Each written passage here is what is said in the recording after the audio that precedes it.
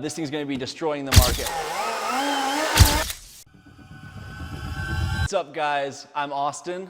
And I'm Mason. With KickinBikes.com, and we're so excited to announce our new partnership with Apollo RFN. We've been working with them all year, and we're finally excited to be launching the Warrior series here in the United States. This is the world's most comprehensive electric dirt bike line, and we're excited to be presenting it to you today. Today we're gonna be assembling the SX-E15. This thing's gonna be destroying the market, and we're so excited to put it together. So without further ado, let's start putting it together. First, gotta take the box off, obviously.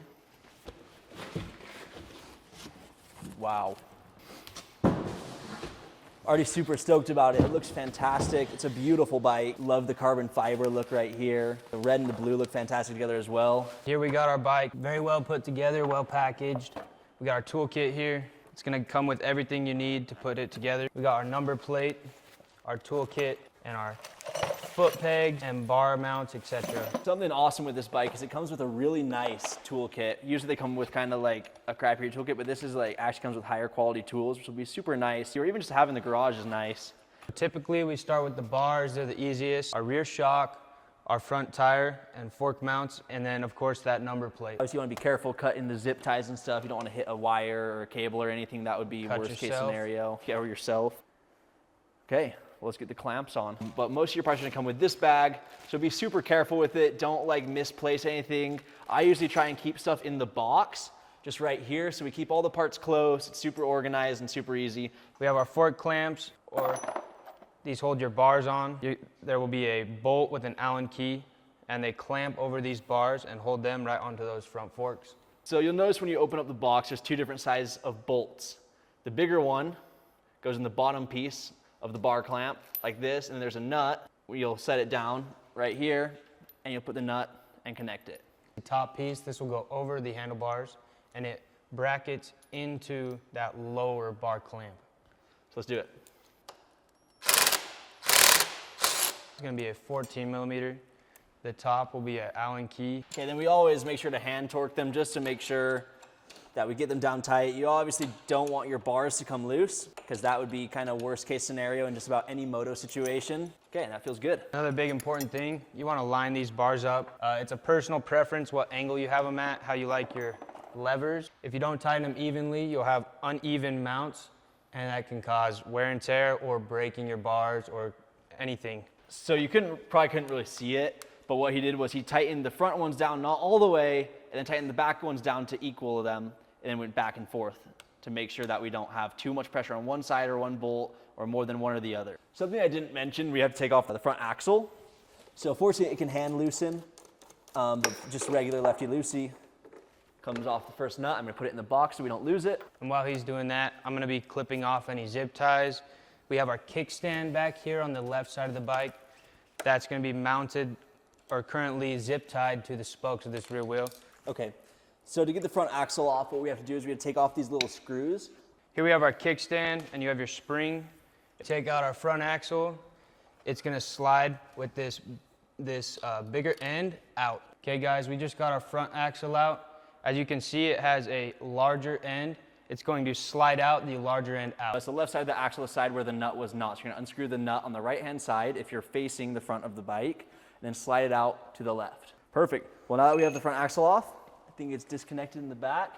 We're gonna lift it up onto the stand. Super light, honestly.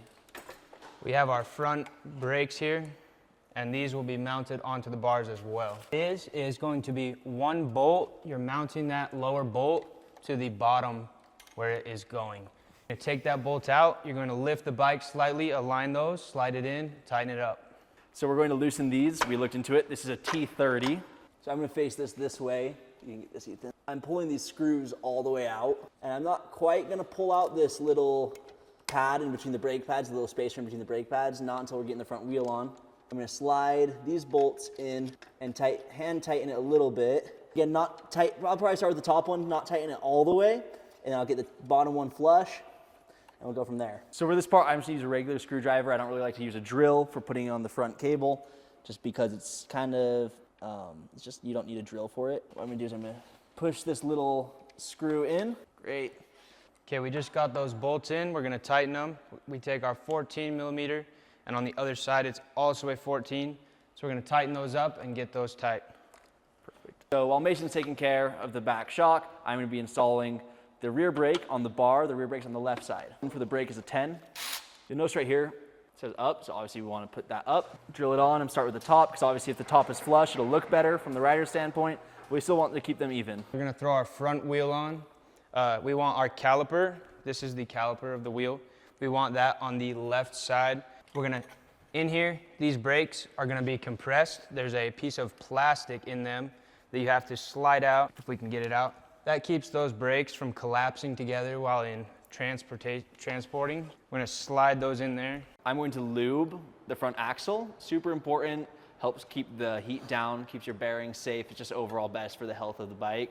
So I'm gonna throw not a ton on, just a decent amount on. Okay guys, before you get that axle in, it comes with 2 bushings. These are very important. That keeps that wheel nice and centered. You're gonna put them on each side of the bearings. And then our lubed axle. Spread the lube a little bit. We should be good to slide it in, Mason. Goes in super smoothly, super easy. We're gonna take the nut, we're gonna tighten it down. Okay, before we put our bolt to the other side of the axle on, this is very important to keep that wheel spinning and rotating freely. So we're gonna tighten our axle on this right side first. We're gonna get it nice and tight. Austin's gonna brake. We're gonna do that a couple times. That gets that axle nice and straight and aligned. Let's hold on to the brake. And then we're gonna throw this in and we'll tighten that up, and that keeps us nice and straight, keeps our fork seals safe. Torque it. The most important thing is keeping these bolts that keep that axle nice and snug. Don't overstrip anything, don't over tighten anything. You can strip bolts, but we like to keep these nice and snug and make sure everything's nice and tight. Okay, so now for the front fender, we're gonna be loosening these bolts and nuts and putting it on. It's pretty straightforward. I'm gonna set it right here. Is that more? Oh, it has 4 total. Put these 2 on first. So you'll notice it has 4 or 6 holes on it. We're gonna use these 4 to put it on. So I'm gonna start with the back ones. That, you kind of have to look up under and tighten it down. Okay, we're gonna get those nice and snug. So now we do want to make sure that they are nice and tight, but we don't want to over tighten on the plastics because it's plastic, and metal on plastic is pretty aggressive. So tight, but not too tight. Okay, so right here I have the ride mode adjustment. So, you know, obviously a faster ride mode or a lower ride mode, or in park. I'm gonna put it in between the brake and the front grip, and it should be awesome, super easy to hit with the thumb. So I like to put it in between the 2. So we come over here, it slides right over those 2 knobs, and then that front should align right with that hole the way we just took our bolt out. And we'll get that started with our fingers first so we don't strip anything, make sure the threads are straight. Then we'll come over, and we'll grab it, our drill, and zip it tight. Okay, onto our kickstand.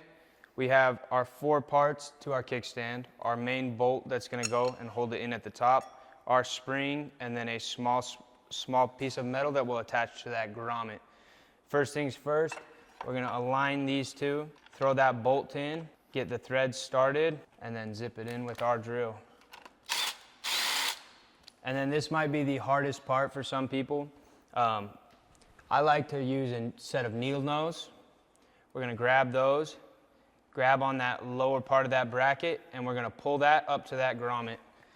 You really gotta get your body into it. It's fully spring loaded, and we have our rubber attachment up here. You can smack that on if you're riding and you don't want it to fall down or you break a spring. So here I've got the battery, super nice. Obviously it's a Samsung battery. These 2 parts right here, these will sit on the frame.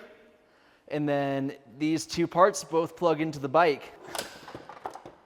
Very nice, just like that. Okay, simple enough. Okay, so we just figure this thing out. We put the battery in, it's down snug. You have to make sure it's down in. Perfect. And then this key, you just pull it out like this and then press the key down again, lock it. And then we have our seat. We have our 2 plastic flanges. They're gonna go over this bar right into here.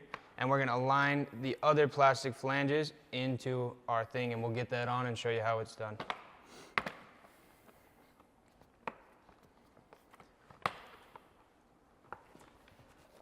Make sure everything's aligned and perfect, nice and snug.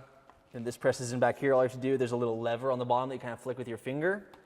Flick it, push the seat in, and you're good to go. So now we're just gonna put the pegs on, pump up the tires, and we'll get back to you. Okay, we're gonna throw our pegs on. We take our bolt, set the peg up, just barely put it through. And then we're gonna grab our spring, put that spring in, slap it through, and then you take your pin part and then you slide it right over that end of that. Thanks so much for coming, Mason, and doing this with me. Thank you. We're excited about this. Again, this is the RFN SX-E15, available right now on kickandbikes.com for pre-order. So go and get yours before they're all gone.